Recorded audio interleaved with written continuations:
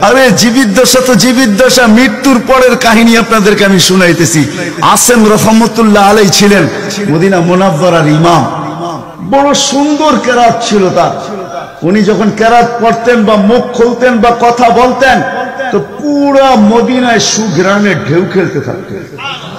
মদিনাবাসী ওনাকে বাধ্য করছে, আসেম তোমার মুখ খুলতে দেরি, সুঘ্রাণ তুফানের মতো বাহির হইতে দেরি করে না, তুমি কেরাত পড়ো, তোমার আওয়াজও সুন্দর, কেরাতও সুন্দর, দ্বিতীয় দিকে তোমার সুঘ্রাণের চোটে আমরা পাগল হয়ে যাই, মাতাল হয়ে যাই। শুধু মসজিদ না, মসজিদের বারিন্দা না, পুরা মক্কার মদিনার ভিতরে ঢেউ খেলতে থাকে। এই সুঘ্রাণ পাইলা তো পাইলা কোত্থেকা? বলছে স্বপ্নে আল্লাহ রসুল আসছিলেন, শাইখাইন আসছিলেন, আবু বকর ওমর রাদিয়াল্লাহু তাআলা আনহুমা। আল্লাহ রসুল বলছে একটু কোরআন শোনাও না। বলে আমি কোরআন শোনায়া যখন শেষ করছি তো আল্লাহ রসুল বলছে আসেম জিব্বা বাহির করো। আমি জিব্বা বাহির করছি, আল্লাহ রসুল স্বপ্নে আমার জিব্বায় তার থুতুকে মাইখা দিছেন। ওই দিন থেকে সুঘ্রাণ বাহির হওয়া শুরু হয়ে গেছে। যার মরার পরে খুশবু এরকম, যার ওজুদ এরকম, যার অস্তিত্ব এরকম, হায় হায়, যার ছোঁয়া এরকম, যার ইশারা এরকম। গুইসাবকে ইশারা দিছেন, শুধু ইশারা, আইয়ুহাদ্দাব, ইশারা দিতে দেরি। গুইসাব জিন্দা হয়ে চিৎকার দিতে বলতে দেরি নাই, লাব্বাইক ওয়া সাদাইক ইয়া যাইনা ওয়াফা ইয়াউমিল কিয়ামা। ও দুজাহানের বাদশা, আপনার ইশারা ছিল না, আমার ভাগ্য খোলা দিছে।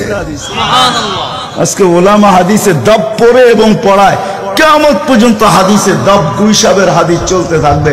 বলছে আমার ভাগ্য খুলে গেছে, ভাগ্য। শুধু ইশারা। যার ছোঁয়া পাওয়ার পরে আগুন চিরদিনের জন্য হারাম হয়ে গেছে, হারাম। আনাস রাদিয়াল্লাহু তাআলা আনহুর দস্তরখানে আল্লাহ রাসূল খায়া খালি হাত মুছা দিছেন, ছোঁয়া লাগায়া দিছেন। আনাস বলে আমি মরা পর্যন্ত আমার এই দস্তরখানকে আমি কোনোদিন সাবান দিয়া পানি লাগাই নাই। যখনই পরিষ্কার করতে মঞ্চে আগুনের ভিতরে নিক্ষেপ করি, এই সমস্ত ময়লাকে খায়া ফেলে, আমাকে পরিষ্কার দস্তরখান ফেরত দেয়। সাহাবী রাসূল জিজ্ঞাসা করছে এই জাদু কই শিখলা? কয় জাদু না, এটা মুহাম্মদুর রাসূলুল্লাহর হাতের ছোঁয়া। হায় হায়। আব্দুল্লাহ ইবনে আব্বাস রাদিয়াল্লাহু তাআলা আনহু বলেন যে আল্লাহর রাসূল বাথরুমে যাবে, কিন্তু কোথাও পর্দা করার মতো জায়গা ছিল না। দূরে দূরে কতগুলা ঝাড়ি ছিল, বিক্ষুব্ধ ভাবে জঙ্গল ছিল। আল্লাহ রসুল বলে এদেরকে বলো না আল্লাহ রসুলের জন্য পর্দার ব্যবস্থা করতে। প্রত্যেকটা তার জায়গার থেকে উঠা মানুষের মতো হাঁটতে হাঁটতে আসছে, আর চতুর্দিকে গোল হয়ে জায়গা করে দিছেন। আল্লাহ রসুল ভিতরে ঢুকছেন, আর বাথরুমের পরে যখন বাহির হয়ে আসছেন, ইবনে আব্বাস রাদিয়াল্লাহু তাআলা আনহুকে আল্লাহ রসুল বলেন জারিদেরকে বলো না এদের জায়গায় চলে যেতে। প্রত্যেকটা মানুষের মতো হাঁটতে হাঁটতে নিজের জায়গায় যায় লেগে গেছেন। ইবনে আব্বাস দৌড়ে গেছেন যে যায় দেখি কিছু আছে কিনা ওইখানে। তো ইবনে আব্বাস বলতেছে ওয়াল্লাহি মা ওয়াজাদতু ইল্লা রাইহা, আমি ওইখানে সুঘ্রাণ ছাড়া কিচ্ছু পাই নাই। সুবহানাল্লাহ। যা সবকিছু সুঘ্রাণ, অজিত সুঘ্রাণ। হায় হায়, কেমনে বুঝাবো? সাহাবায়ে কেরাম বলতেছিলেন, জাবের রাদিয়াল্লাহু তাআলা আনহু বলতেছিলেন, হায় হায়, একটা সময় ছিল মানুষের মুখে থুতু দিত, আর আজকে একটা সময় চলে আসছে চোখে দেখতেছি থুতু ফালাবে সবাই হাত বাড়ায় দাঁড়ায় আছে। কেন? হাতে দেন, মাটিতে না। কেন? শরীরে লাগাবো, চেহারায় মালিশ করব। মউত কেন? জান্নাতে যাইও আর খুশবুর দরকার হবে না। যার অস্তিত্বের ভিতরে এই খুশবু, ওই মুহাম্মদুর রাসূলুল্লাহ সাল্লাল্লাহু আলাইহি ওয়াসাল্লাম আসছিলেন যার দিদারের জন্য। আহা, কেমনে যে আপনাদেরকে আমি বোঝাবো। যার দিদারের জন্য, যার দর্শনের জন্য, যাকে দেখার জন্য। হায় হায় হায়। দ্বিতীয় ছুটির দিন ফেরেশতাদের কোন দিন ছিল জানেন? যেদিন মেরাজে যেতেছিলেন, মেরাজে ওই দিন ছুটি ছিল ফেরেশতাদের। ছুটি কিসের ছুটি? হ্যাঁ, সূরা এটাই বুঝাইতে চাইতেছে। ওই দিন ছুটি ছিল, আজকে আমার বন্ধুর দর্শন করবে, শুধু দর্শন। যার দিদারের জন্য ফেরেশতা পর্যন্ত কাতরাইতে থাকতো। ফেরেশতা। আল্লাহ রসুল ঘুমায় রয়েছে, জাবের রাদিয়াল্লাহু তাআলা আনহু বসে আছে। ঘুমের থেকে যখন উঠছেন তো বলতেছে ইয়া রাসূলুল্লাহ, আজীব কাহিনী। বলছে কি? বলে ওই দূরের গাছটা দেখা যায় না? বলে হ্যাঁ। বলে ওইটা পুরা শিকড় সহ উঠা মানুষের মতো হাঁটতে হাঁটতে আসছে, আর আপনার মাথার কাছে দীর্ঘক্ষণ দাঁড়ায় ছিল। আবার চলে যায়, জায়গাটা জায়গায় লেগে গেছে, মনে হয় কোনোদিন সে এখান থেকে একটু নড়েও নেয় চড়েও নেয়, আগের মতো সে লেগে গেছে। তো আল্লাহ রসুল বলতে, সে সব আল্লাহকে বলতেছিল, আল্লাহ দূরের থেকে তো তোমার হাবিবকে দেখা যায়, কিন্তু একটু কাছে যেয়ে দেখলে হয় না? তুমি আমাকে একটু অনুমতি দাও না, আমি একটু কাছে যেয়ে ভালো মতো দেখি। তো আল্লাহ তাকে অনুমতি দিছে, সে উঠে আমার দর্শন লাভ করে ওইখানে চলে গেছে। তার দর্শনের জন্য গাছ সারা রাত্র পার হয়ে যাবে, আমার জীবন পার হয়ে যাবে, শানে মোহাম্মদ শেষ হবে না। যার শান আল্লাহ বয়ান করে, ওয়ারফানা লাকা যিকরাক ওয়ারফানা লাকা যিকরাক আলাম নাশরাহ লাকা সাদরাক ওয়া ওয়াদানা আনকা বিজরাক ওয়ারফানা লাকা যিকরাক। যার জিকির আল্লাহ বুলন্দ করেন আল্লাহ। আদম আলাইহিস সালাম, ও মেরে দোস্ত, আমি তো বলি শিশুর পিতা দুটি লুকিয়ে আছে সব শিশুরই অন্তরে, এমনটা কথা না, কথাটা ছিল শিশুর পিতা। শিশুর পিতা লুকিয়ে আছে শিশুর পিঠে, এটাই সত্য। হ্যাঁ, ওয়া কাওয়াইবি উম্মিক ওয়া সালবি আবিক ওয়া কাওয়াইবি উম্মিক, সব শিশুর পিঠেই শিশু লুকায়িত আছে।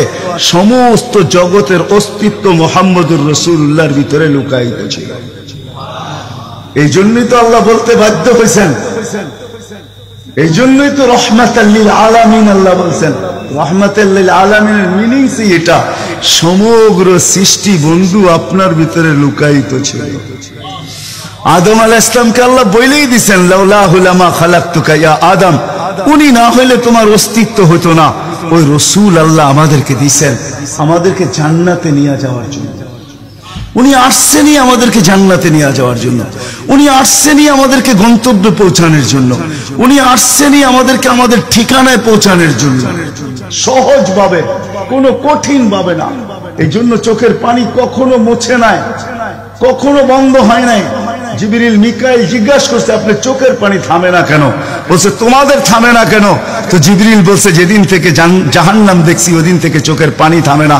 মিকাইল বলছে, যেদিন থেকে শয়তানকে বিতাড়িত করা হয়েছে ওই দিন থেকে আমার চোখের পানি থামে না। আপনারটা থামে না কেন? বলে, যেদিন থেকে জান্নাত জাহান্নাম দেখে আসছি ওই দিন থেকে উম্মতের জন্য চোখের পানি থামে না। উনি আমাদের জন্য সহজ করছেন, সহজ সহজ করছেন। আমি আপনাদেরকে শেষ প্রান্তে চলে আসছি। এই যুগের উন্নতের জন্য বলছেন, কারো জন্য তো এটাও বলছেন আল্লাহ রসুল, যে এক জমানায় আসবে। আবু দারদাকে বলছেন আবু দারদা, রগিফ আবু জারকে বলছেন আবু জার, ওয়ালাউ রগিফ আনফা আবা জার, ও আবু জার, তোর নাক যদি মাটিতে মলতেও থাকস, শুধু কালেমা যে পড়বে, শক্ত দিলে যে কলেমা পড়বে আমার, তাকেও জান্নাতে আমি পৌঁছাবো। কেমন মনে করেন আপনি? ওলামাদেরকে জিজ্ঞাসা করেন, কোরআন যখন নাযিল হইতো তো উট পর্যন্ত মাটিতে বসা পড়তো, গর্দান লম্বা করে দিত। যে উটকে মরুর জাহাজ বলা হয় সে পর্যন্ত সহ্য করতে পারতো না। আল্লাহর রসুল ঘামাইতে থাকতেন। আল্লাহর রসুলের থেকে রেওয়ায়াত আছে, কাদার রু আইয়াখরুজ, আমার রু বাহির হয়ে যাওয়ার উপক্রম হইতো। কিন্তু আদ-দুহা যখন নাযিল হয়, সাউফা ইউতিকা রাব্বুকা ফাতারদা, এইখানে যখন পৌঁছেন তো এই কষ্টের ভিতরে জিবরিলকে বলতেছেন, জিবরিল থামো, আমি তোমাকে সাক্ষী রেখে, আল্লাহ বলতেছেন আমাকে রাজি করে ছাড়বে। আমি এখানে আল্লাহর কাছে কিছু চাইতে চাই। বলছে, কি চাবেন? বলে, তোমাকে সাক্ষী রেখে বলতেছি, ওয়াল্লাহি লান আরদা হাত্তা ইয়াকুনা ওয়াহিদ মিন উম্মতি ফিন নার, আমি আল্লাহর উপরে কখনো রাজি হব না যতক্ষণ পর্যন্ত আমার একজন উম্মত জাহান্নামে থাকবে, আমি রাজি হব না, না, না, না। ওই রাসূল আসছেন এই মাসে, এই দিনে আসছেন আমাদেরকে জান্নাতে নিয়ে যাওয়ার জন্য। এই জন্য আমাদেরকে শর্ট কোর্স দিচ্ছেন নবীজির সুবাদে, আল্লাহ আমাদেরকে শর্ট কোর্স দিচ্ছেন। আমি দেখাই আপনাদেরকে, দুই একটা দেখায় শেষ করতেছি। একটা রাত্র দিচ্ছেন 83 বছর। কত? কোন রাত্র? কদরের রাত্রি, ঠিক না? কারো যদি জীবনে একটা কদরের রাত্রিও মিলা যায়, আর সে যদি 80 বৎসরও বাঁচে, মারা যাওয়ার পরে যদি আল্লাহ জিজ্ঞেস করে কতদিন ছিল, 80 বৎসর, হিসাব দাও, তো বড় দাপটের সাথে সে বলতে পারবে যে এক রাত্রের দিয়া নেই, এক রাত্রে তো 83 বৎসর, 80 থেকে 80 বাদ দেন, আপনার কাছে আমি 3 বৎসরের পাওনা আছি, আপনি আমার কাছে কোনো পাওনা নাই। বলতে পারবে না? পারবে না। কত শর্ট কোর্স, লায়ালিন আশর।